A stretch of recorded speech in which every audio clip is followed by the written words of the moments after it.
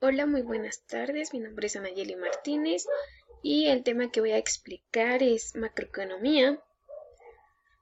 Para empezar, lo que vamos a abordar en estos temas es la macroeconomía, la micro, el mercado, la demanda y la oferta y el crecimiento económico. Vamos a explicar qué es la economía. Es la ciencia que estudia las relaciones sociales que afectan a los procesos de producción, distribución, consumo e intercambio de bienes y servicios. La economía tiene dos enfoques principales que son la macroeconomía y la microeconomía. Antes de entrar en esos enfoques, tenemos que tener en cuenta que para que la economía entre como esa ciencia social que es, eh, en un determinado lugar, en una determinada población, tiene que existir una necesidad y una escasez, y es en donde entra la economía a estudiar por qué están en este proceso y determinar diferentes factores para poder salir de este proceso o ver cómo vencer algunas dificultades. Por ejemplo, la necesidad es la sensación de carencia de algo. Esto unido al deseo de satisfacerlo. La escasez es una relación entre disponibilidad y deseabilidad de un bien, un producto o servicio. La escasez es un concepto relativo en el sentido que existe un deseo de adquirir una cantidad de bienes y servicios mayor que la disponible. Como les menciono, tiene que existir esta necesidad y esta escasez para que la economía entre como esta ciencia social que estudia a los individuos, que estudia esas necesidades y pueda ver el por qué está sucediendo estos procesos, y de aquí vamos a estudiar diferentes enfoques. Ahora, el enfoque de la macroeconomía se ocupa al funcionamiento global de la economía, el desempleo, las recensiones económicas, de la determinación de la inversión y el consumo, de cómo los bancos centrales gestionan el dinero, los tipos de interés y de por qué algunos países prosperan más rápido que otros, porque unos países no han logrado tener ese crecimiento esperado. Como lo indica, de qué se ocupa la macroeconomía, se ocupa de un ambiente más global, de un ambiente más, no tan a fondo, no tan a fondo en el sentido que no se involucra tanto con las familias, sino se ocupa más del ambiente global, de cómo estas cosas afectan a lo mejor a las familias, afectan a las empresas y a un país determinado. Ahora, la microeconomía se ocupa actualmente de las conductas de entidades individuales como los mercados, las empresas, las economías domésticas, cómo se fijan los precios de la tierra, el trabajo, las virtudes y los efectos del mecanismo del mercado. Como lo indica su nombre, la micro se encarga de un enfoque más pequeño, de un enfoque donde se encarga esencialmente de la gente familiar, de la gente de la empresa, y ve cómo a veces el agente global afecta a esta empresa y esta familia, porque cuando cae el PIB afecta esencialmente a la población, a las familias y también a las empresas que están involucradas. Ahora vamos a ver el diagrama de flujo circular, que habla como de la relación que tienen los hogares y las empresas. En este diagrama, las flechas rojas que ustedes pueden visualizar representan flujos monetarios, mientras que las azules representan los bienes y servicios. Este diagrama de flujo, como lo dice el nombre, está involucrado el mercado de bienes y servicios, los factores de producción, las empresas y los hogares. Ahora, los hogares en este diagrama poseen los factores de producción que son tierra, trabajo y capital. Aquí los hogares, los individuos de estos hogares se venden a las empresas o venden a las empresas lo que es tierra, trabajo y su capital para que las empresas puedan desarrollar desarrollar las actividades para las que están hechas, ¿no? Ahora, en este proceso, los hogares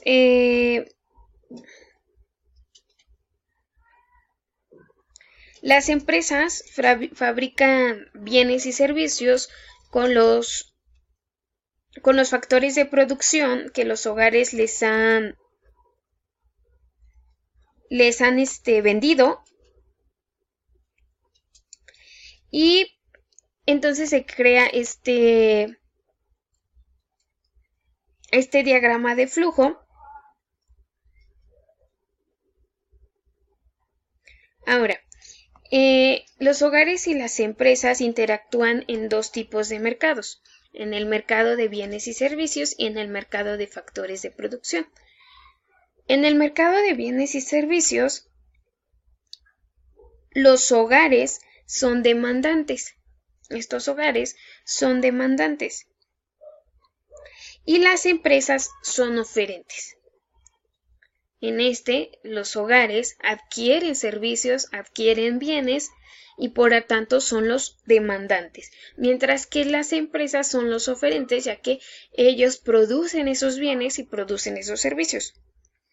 Ahora, en el mercado de factores de producción es al revés. Las empresas son las demandantes, mientras que los hogares son los oferentes. Las empresas demandan de tierra, trabajo y capital para poder producir esos bienes y servicios. Esto provoca, el mercado de bienes provoca ingresos que adquieren las empresas.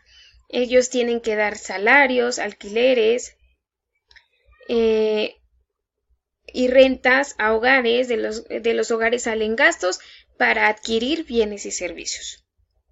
Esto es más o menos como se explica este flujo. ¿De acuerdo?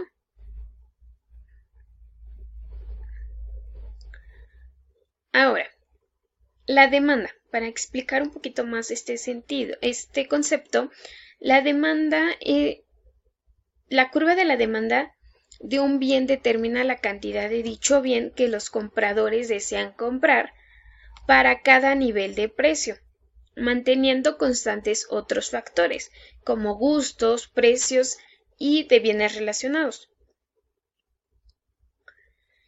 La demanda, esta es la gráfica. Aquí está precio 1, cantidades.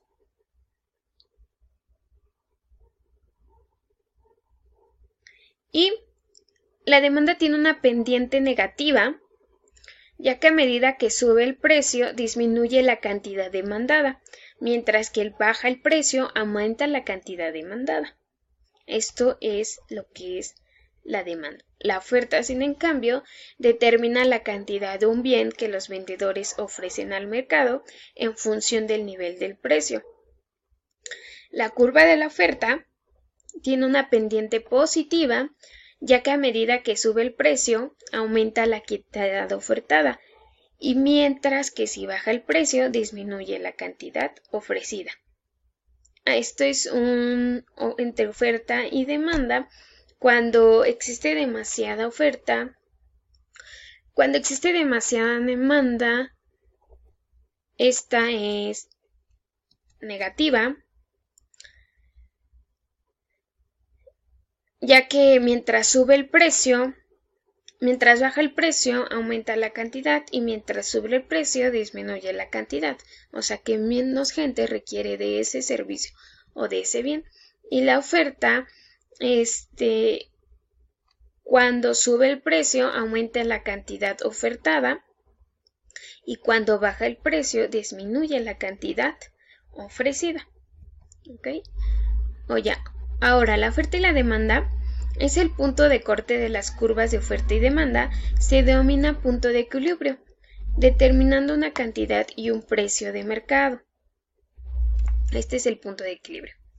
Este punto de equilibrio también se puede explicar como la curva de Phillips, en donde la curva de Phillips exactamente, o la curva ISLM más bien, permite explicar la relación entre el tipo de intereses y el producto real en el mercado de bienes y servicios, en donde está este punto de equilibrio. El modelo ISLM es una teoría económica relacionada con el pensamiento del sistema keynesiano. El punto de equilibrio en el que las dos curvas se cruzan, la curva IS y la curva ELM, muestran la posición de equilibrio simultáneo en ambos mercados, el monetario y el de bienes. Es un equilibrio estable, ya que se produce una situación temporal de desequilibrio que desplaza la posición a cualquier otro punto. Las fuerzas del mercado presionarán para volver a este punto de cruce. La situación del equilibrio puede verse alterada por variables distintas al tipo de interés que pueden provocar desplazamientos en estas curvas. Los aumentos en la demanda, por ejemplo, consumo, inversión de gastos públicos en el sector exterior, provocan desplazamientos hacia la derecha de la curva y por tanto un nuevo punto de equilibrio a un nivel de renta y tipo de interés superior. Ahora, los aumentos de la oferta de dinero, caídas en el nivel general de precios, disminuciones en la demanda de dinero, etc., provocan desplazamientos hacia la curva del LM y por tanto igual hacia la derecha pero en la curva LM y por tanto un nuevo equilibrio con mayor producto y menor tipo de interés. Este es el modelo ISLM que se estudia en el sistema keynesiano, que es un modelo que se ve como el punto de equilibrio puede cambiar dependiendo cuando la demanda aumenta o la oferta también aumenta. Ahora, dentro de esto, el presupuesto de una empresa es el documento donde se cuantifican las acciones a desarrollar para complementar los objetivos del periodo planificado y por medio del cual se asignan responsabilidades y realizar el control de la ejecución de las acciones. Dentro de esto, el presupuesto ayuda a la empresa a ver cuánto se va a realizar o que con ese presupuesto qué vas a realizar.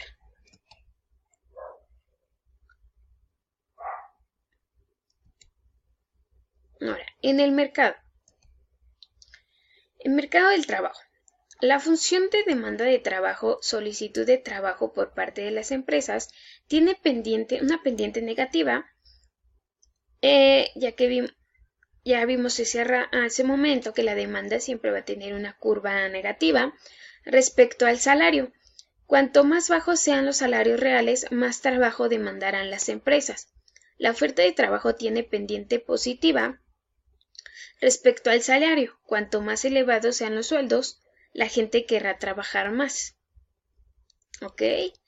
El equilibrio del mercado de trabajo viene determinado por el punto de cruce de las dos curvas anteriores.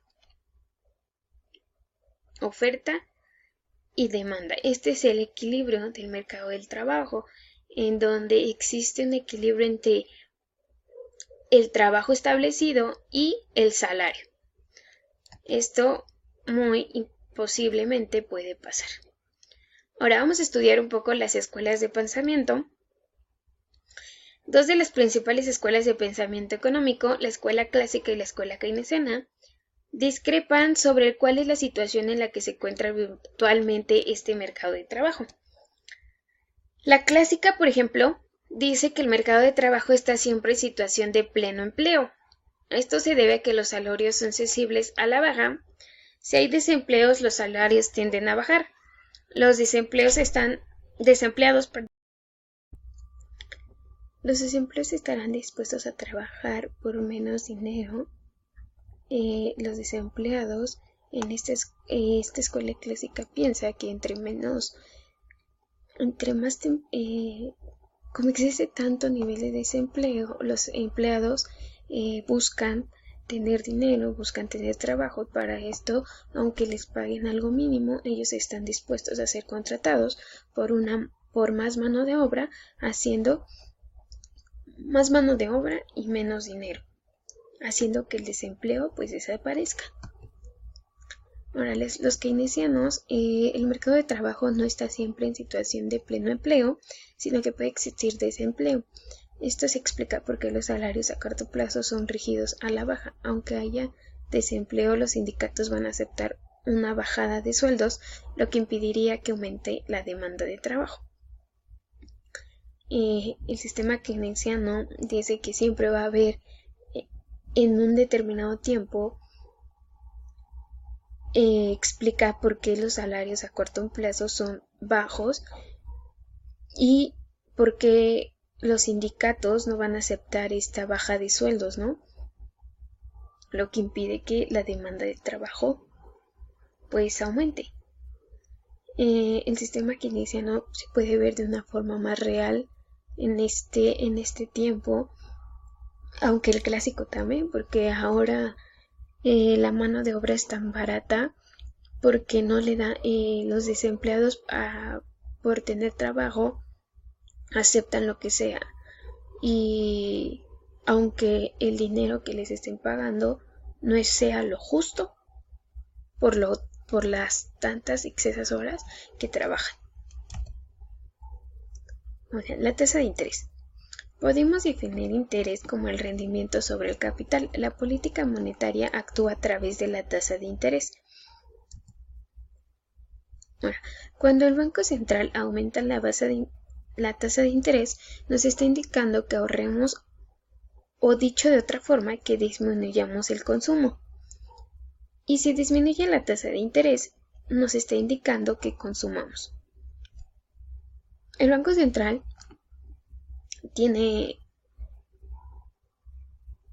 cuando aumenta la tasa de interés, a veces es muy difícil que obtengamos cosas y pues disminuimos el consumo sobre esas cosas que aumentaron.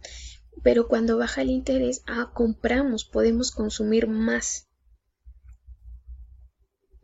Ahora, este es el gráfico de la tasa de interés sobre inversión. La inflación. La inflación es el crecimiento generalizado y continuo de los precios de los bienes y servicios de una economía. La inflación es un reflejo de que el dinero pierde valor, por lo que para adquirir un bien habrá que entregar cada vez una mayor cantidad de dinero. La inflación se mide mediante indicadores que recogen el aumento de los precios. Los dos más utilizados son el índice de precios al consumo, el IPC, que mide el nivel de los precios de aquellos bienes y servicios que adquieren los consumidores, y el deflactor del PIB, que mide el nivel de los precios de todos los bienes y servicios que componen el PIB de una economía. Ahora, los factores para que no exista una inflación es fuerte ritmo de crecimiento de la economía con una oferta que no es capaz de satisfacer la demanda. Esto provoca una presión al alza sobre los precios. Estos factores empiezan a funcionar, a ejercerse cuando existe una inflación. También algunas consecuencias pueden ser perjudicar a aquellas personas cuyas rentas suelen crecer menos que la inflación, como es el caso de los jubilados y los desempleados. Los productos, al aumentar sus precios, pierden competitividad en el mercado exterior. Cuando sucede una inflación, empiezan a ocurrir una crisis económica, ya que el dinero empieza a ser devaluado y, como dice aquí, los productos pierden competitividad en el exterior. Ahora, el PIB. Es la suma de todos los bienes y servicios finales producidos en un país durante un año, ya sea por nacionales o extranjeros residentes. El PIB es, en otras palabras, puede ser la riqueza de un país. Y esa riqueza se junta en todo lo que todos los ingresos que da cada integrante de la población. Ahora, el PIB es un indicador que sirve para comparar el nivel de bienestar que tienen distintos países. En principio, aquel que tiene un PIB más elevado es el que goza de mayor bienestar. No obstante, para medir con mayor precisión el bienestar de un país, hay que relacionar el PIB con su población. Bueno, vamos a ver el crecimiento económico. Crecimiento económico a corto plazo. En el corto plazo, este crecimiento responde principalmente a variaciones en la demanda agregada, mientras que en el largo plazo el papel principal corresponde a la oferta agregada. En el largo plazo, el crecimiento a largo plazo es consecuencia de un aumento de los recursos productivos, mientras que a corto plazo estos suelen ser más o menos fijos. Además, también influye el aumento de la población y muy especialmente las mejoras tecnológicas. Esto ayuda mucho en ese tiempo al crecimiento de PIB, ya que las mejores tecnologías, como hemos visto, han desarrollado mejores productos a veces, mejores productos tecnológicos. Y el país que tenga mejor tecnología quiere decir que tiene un PIB muy bueno, que tiene un crecimiento bueno en su población. Ahora, condiciones. Entre las condiciones que debe existir en un país para favorecer este crecimiento a largo plazo, se puede destacar las siguientes. Una competencia interna y externa que contribuye a acelerar las innovaciones tecnológicas, aumentar la calidad de los productos y abaratar sus costes. Los regímenes de monopolio dificultan a veces este progreso, ya que los monopolios o duopolios son empresas o grupos de empresas unidos en donde se ponen de acuerdo para vender diferentes productos que nadie más puede vender. O si alguien nuevo quiere vender este producto, es muy difícil porque ya existen estos monopolios en donde tienen un bajo precio y es muy difícil que le vendan, que le compren al nuevo productor.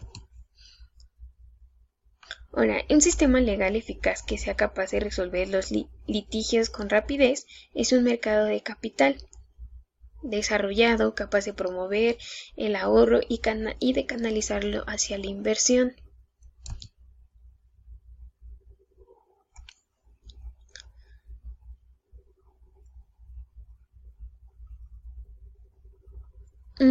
Ahora vamos a ver un poquito un ejemplo.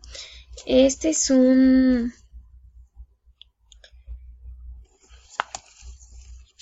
Esto que les estoy mostrando aquí es el método del gasto. El PIB es igual al consumo más la inversión privada más el gasto más las exportaciones y esto M, exportaciones, importaciones. Esto, exportaciones e importaciones nos habla sobre el mercado mundial. De la G del gasto hacia acá nos habla sobre el mercado interno. Ahora, el PIB, el consumo se divide en dos ramas, privado y público. Más la variación estándar. Esta variación estándar son mercancías que están almacenadas en variación de existencias, o sea que existen existencias de algún producto, pero están almacenadas. Más las discrepancias estadísticas y se dan en el cambio de monedas. Por ejemplo, ahorita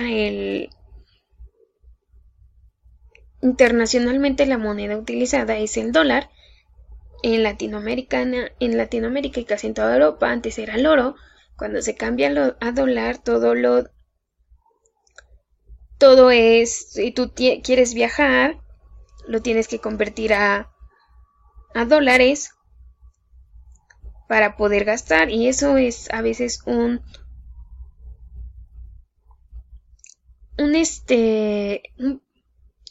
pues no es un beneficio para las otras poblaciones que no manejan el dólar, ya que por ejemplo en México está muy devaluado nuestro peso ahora. Un dólar es igual a casi un dólar ya casi son 20 pesos. Entonces esto no es muy beneficioso para nosotros. Y más lo mismo, exportaciones menos importaciones. Eso de aquí es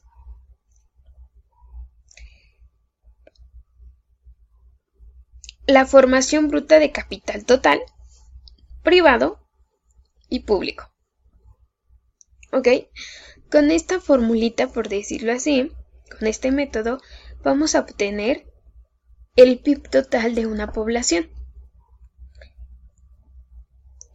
Ahora, ya obteniendo el PIB, también tenemos que tener algo importante. Por ejemplo, la balanza de saldo comercial se mide en exportaciones menos importaciones. Si la balanza de saldo comercial sale negativa, nos está hablando que tenemos un déficit. Y si la balanza sale positiva, es un superávit. Si estamos en un superávit, nos habla de que tenemos una balanza estable, un país estable, que puede invertir, que puede pagar sus deudas al exterior, etc. Si hablamos de un déficit, habla de un país que no tiene dinero para pagar su deuda exterior, no tiene dinero para invertir, y esto repercute al país y puede caer en crisis financiera. Ahora, el gasto público es la inversión pública, que habla de los impuestos, y esta es la inversión privada. Y como les repetía, esto es el mercado interno. Ahora, hablando un poquito de las balanzas, cuando tenemos ingresos.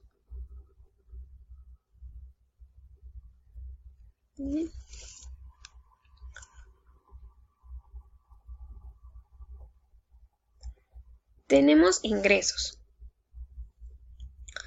menos ingresos, entonces nos queda si es negativo nos queda un déficit, y si es positivo un superávit. Pero la balanza de pagos se divide, la balanza de pagos es una cuenta contable que registra todas las transacciones de bienes y servicios que tiene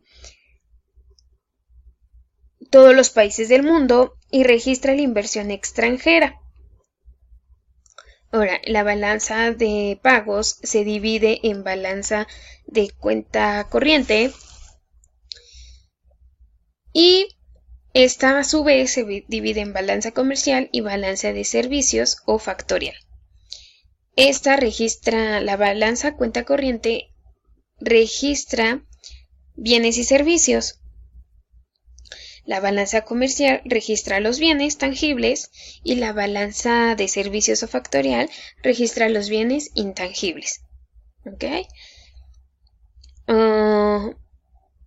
Ahora, podemos tener un superávit o déficit en cada balanza. No es necesario que en toda la balanza comercial tenga un déficit o un superávit. En cada balanza que les explico puede haber esta variación.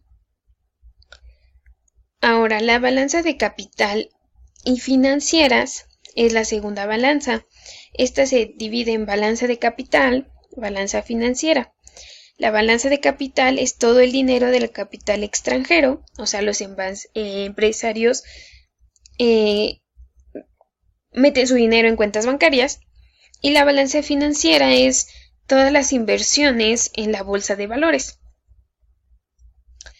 Esta bolsa de valores se registra todo el dinero que, como les seguía mencionando, la balanza de capital y financieros se registra todo el dinero que entra y sale.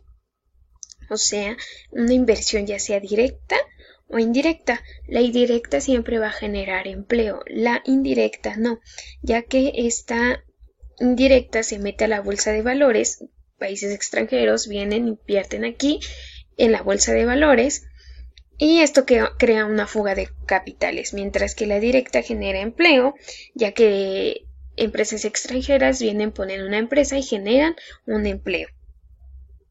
Ok, estas son las diferentes balanzas de pagos que existen, la balanza cuenta corriente y la balanza de capital y financieros. Bueno, esto es lo más importante que se puede hablar en la macroeconomía, es de lo que trató nuestro curso. Y por último, para entrar un poquito en lo del gobierno, el gobierno crea políticas proteccionistas donde solo impone estas leyes el gobierno para proteger a los empresarios, no a nosotros como población, sino a los empresarios mexicanos, cuando tendría que ser al revés o no necesariamente mexicanos, ¿no? Ahora, por último, les voy a dejar un video que habla un poquito, engloba un poquito de lo que vimos y espero les agrade. ¿Qué es la economía? Muchas veces se asocia la economía solo con números, gráficos, cálculos y estadísticas. Pero su verdadero objeto de estudio son las personas y las decisiones que toman en procura de su bienestar. Por lo tanto, esta ciencia social estudia los medios que las personas utilizan para satisfacer sus necesidades mediante los recursos disponibles, que en general son limitados. La toma de decisiones abarca a personas, empresas y gobiernos. Todos ellos tienen que administrar ingresos, egresos, ahorro e inversión. Dos enfoques de la economía son la microeconomía y la macroeconomía. La microeconomía se dedica al estudio del comportamiento de los hogares y las empresas. Analiza las decisiones que toman en la administración de sus ingresos y gastos y la forma que interactúan entre sí y con los mercados. La macroeconomía se dedica al análisis de los fenómenos conjuntos de una sociedad, el país o el mundo. Mide y analiza la producción global y sus fluctuaciones, los vaivenes de los precios, el mercado laboral y el comercio internacional. Conocer y medir la realidad económica hace posible la toma de decisiones de los gobiernos, las empresas y las familias. Banco Central del Uruguay.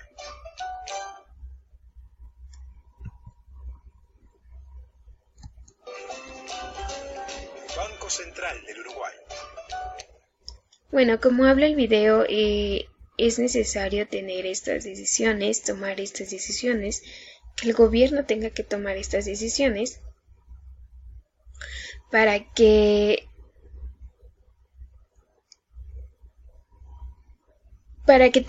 para tomar estas buenas decisiones es necesario que pues conozca de la economía, ¿no? Conozca el ambiente global. Bueno, eso es todo de mi parte, espero les haya agradado y espero haya resuelto algunas de sus dudas y gracias.